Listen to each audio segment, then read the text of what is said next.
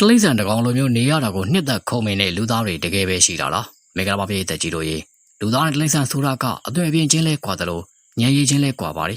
လူသားတွေထက်ညံရည်နေပါတဲ့တလိမ့်ဆန်တကောင်ရဲ့အသက်ရှင်နေထိုင်ရတဲ့ဘဝဟာဘလို့နည်းနဲ့မှနူးညံ့မှာမဟုတ်တယ်လို့လွယ်ကူမှလည်းမဟုတ်ပါဘူးအဲ့ဒီလိုမျိုးတလိမ့်ဆန်ဘဝမျိုးပုံမှာနှစ်သက်တဲ့သူတွေရှိတယ်ဆိုရင်တော့မိတ်ဆွေတို့အနေနဲ့လက်ခံနိုင်ပါဗလားဟုတ်ကဲ့ပါယနေ့မျှဝေပေးသွားမှာကတော့ကိုယ့်ရဲ့အသက်ရှင်နေထိုင်မှုပုံစံကိုတလိမ့်ဆန်တကောင်လိုမျိုးပြောင်းလဲနေထိုင်ခဲ့ကြတဲ့လူထူးဆန်းတွေရဲ့အကြောင်းပဲဖြစ်ပါလိမ့်စိတ်ဝင်စားတယ်ဆိုရင်တော့ဗီဒီယိုလေးကိုအဆုံးထိကြည့်ပေးကြပါဦးတစ်ဆက်တည်းမှာပဲကျွန်တော်တို့ရဲ့ channel လေးမှာအခုလိုစိတ်ဝင်စားစရာကောင်းတဲ့အကြောင်းအရာများကိုပေးသမျှအတွက်အများကြီးလိုတင်ဆက်ပေးတော့မှာဖြစ်တာကြောင့် like and subscribe လုပ်ထားဖို့လေးတောင်းဆိုလိုက်ရပါတယ်ဗျာ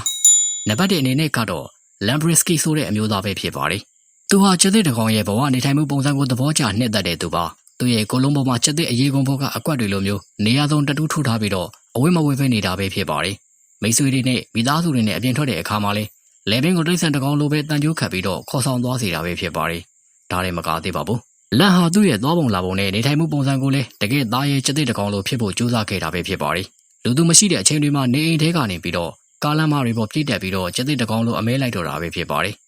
လက်ဟာသူ့ဘဝမှာဒီလိုတွေလုပ်နေရတာကိုပဲပျော်ရွှင်နေတာဖြစ်ပါတယ်နောက်တစ်ယောက်ကတော့ဒန်နဲ့အန်နာဆိုတဲ့အမေရိကန်အမျိုးသမီးပဲဖြစ်ပါတယ်သူမကတော့ကြားတကောင်ရဲ့တွင်ပြင်းနဲ့နေထိုင်မှုပုံစံကိုသဘောကျနှစ်သက်တာပဲဖြစ်ပါတယ်သူမရဲ့မျက်နှာကိုကြားတကောင်အသွင်ရောင်စုံတတူးထိုးပြီးတော့နှကန်းကိုလည်းကြားတကောင်လိုမျိုးအပေါ်ကိုဆွဲတင်ချုပ်ထားတာပဲဖြစ်ပါတယ်ဒါပြင်နှကန်းပေါ်မှာအပေါက်ဖောက်ကပိုက်ချောင်းတွေကိုထိုးထည့်ပြီးတော့နှကန်းမွေးအသွင်ပုံဖော်ထားပါသေးတယ်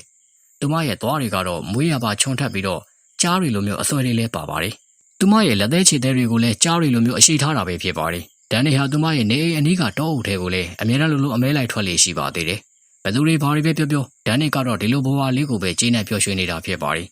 နောက်ဆုံးတစ်ယောက်ကတော့အဲရစ်ဒူချာမန်ပဲဖြစ်ပါတယ်ဒီအမျိုးသားကတော့ရေထဲမှာနေရတာကိုနှစ်သက်တဲ့သူတစ်ယောက်ပါသူရဲ့အောက်တစ်ပိုင်းလုံးကိုငါးအမီးတူဆုပ်ပြီးတော့ရေထဲမှာပဲတစ်ချိန်လုံးနေထိုင်လေးရှိပါတယ်တာမန်လူတွေအနေနဲ့အောက်ဆီဂျင်မှုမပါဘဲနဲ့ရေထဲမှာအကြာကြီးနေထိုင်ဖို့ဆိုတာမဖြစ်နိုင်ပါဘူးဒါပေမဲ့အဲရစ်ရဲ့အသက်ရှူလမ်းကြောင်းကရေထဲရောက်သွားရင်တော့ပုံမှန်အတိုင်းအလုပ်လုပ်နေသေးတာဖြစ်ပါတယ်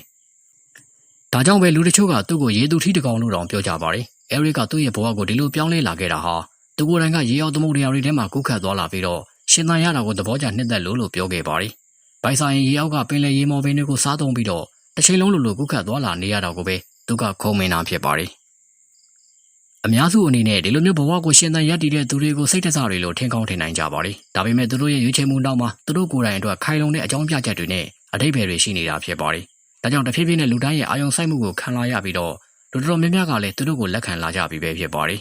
။အဆုံးထိကြည့်ပေးကြလို့အားလုံးကိုကျေးဇူးထူးပဲတင်ရှိပါရခင်ဗျာ။